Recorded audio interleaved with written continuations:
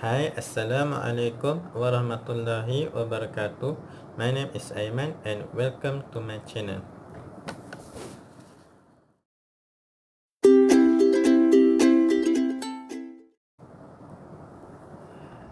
Bismillahirrahmanirrahim.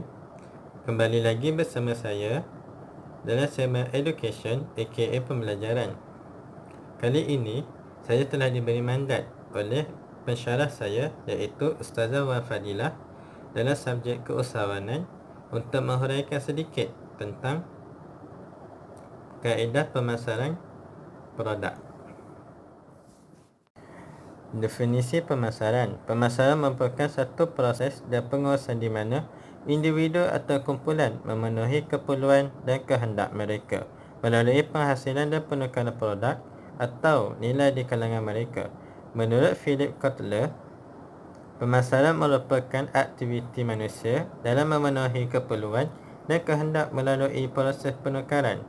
Pemasaran bukan hanya berkisarkan tentang jualan sahaja, tetapi ia melibatkan urusan-urusan sebelum jualan seperti kajian kualiti produk, peletakan harga melalui peratusan kos, pembungkusan dan sebagainya.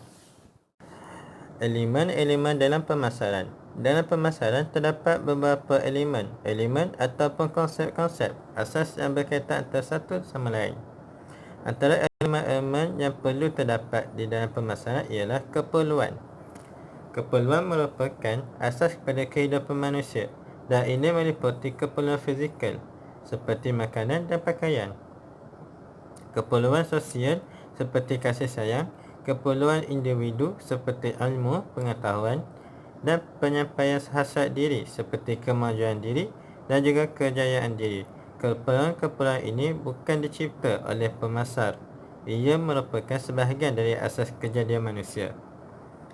Keperluan manusia ini penting kepada pemasar kerana ia dapat membantu pemasar dalam mengenal pasti produk yang perlu ditawarkan dan diperlukan oleh pengguna.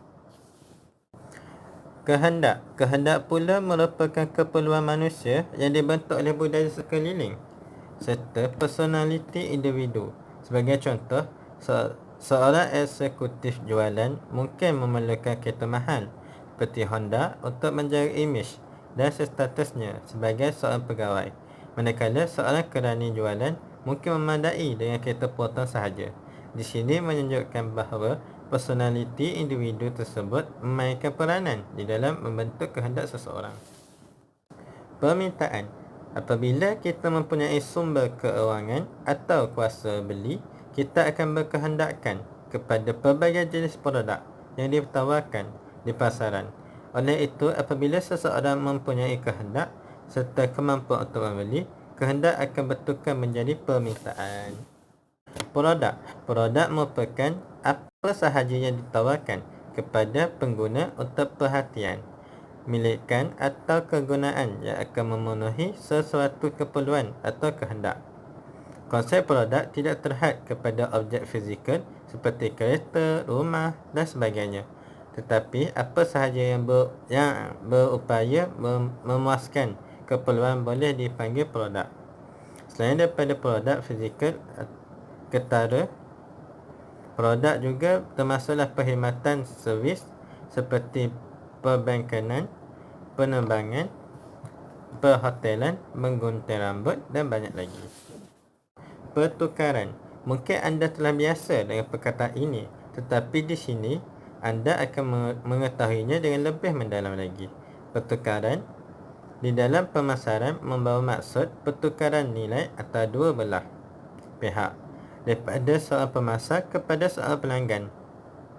Untuk membolehkan pertukaran berlaku, terdapat dua syarat, iaitu yang pertama, dua pihak mesti terlibat dan setiap pihak mempunyai sesuatu yang bernilai untuk ditukarkan.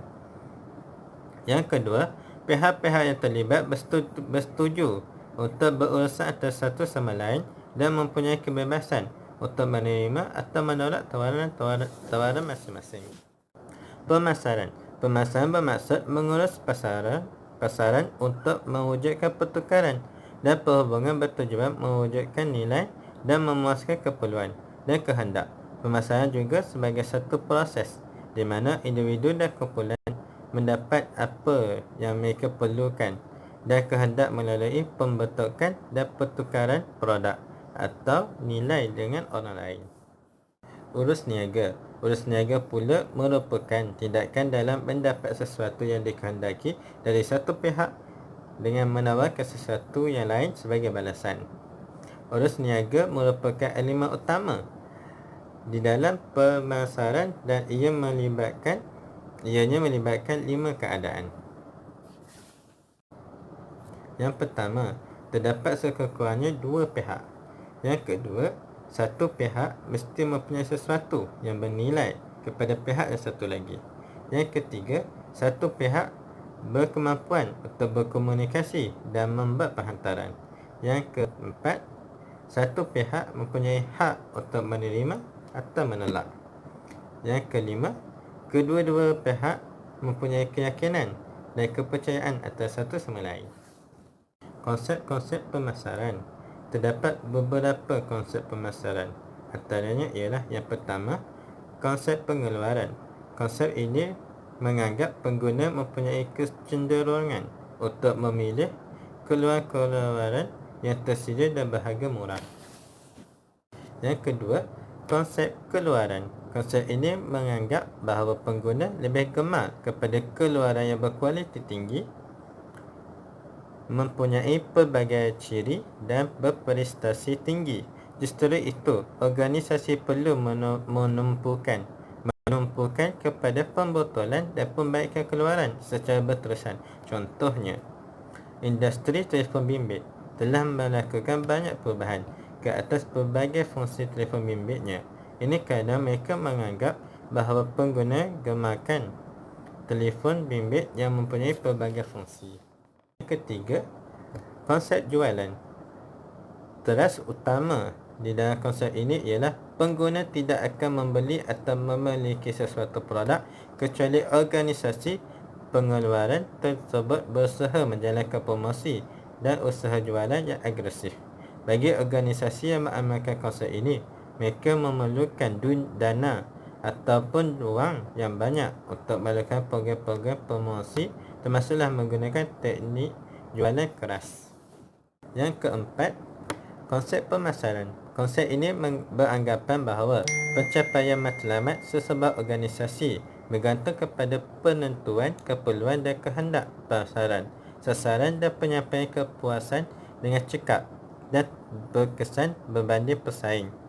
Ianya lebih menekankan kepada keperluan citarasa dan kepuasan hati pembeli. Contohnya, sebelum syarikat Proton mengeluarkan kereta baru mereka iaitu Wajah, mereka terlebih dahulu mengkaji berkenaan keperluan dan kehendak pengguna, citarasa pengguna, pendapatan pengguna dan sebagainya.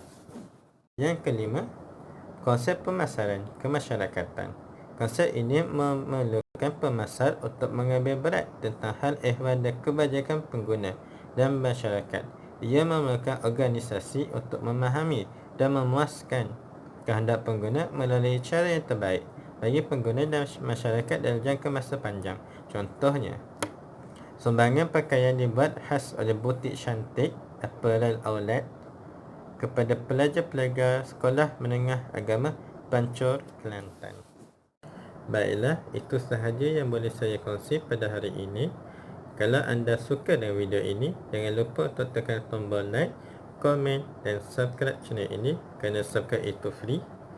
Dan jangan lupa untuk aktifkan loceng notification dan tekan all achieve supaya kalau saya ada upload apa-apa video, anda tidak terlepas. Terima kasih dan Assalamualaikum warahmatullahi wabarakatuh.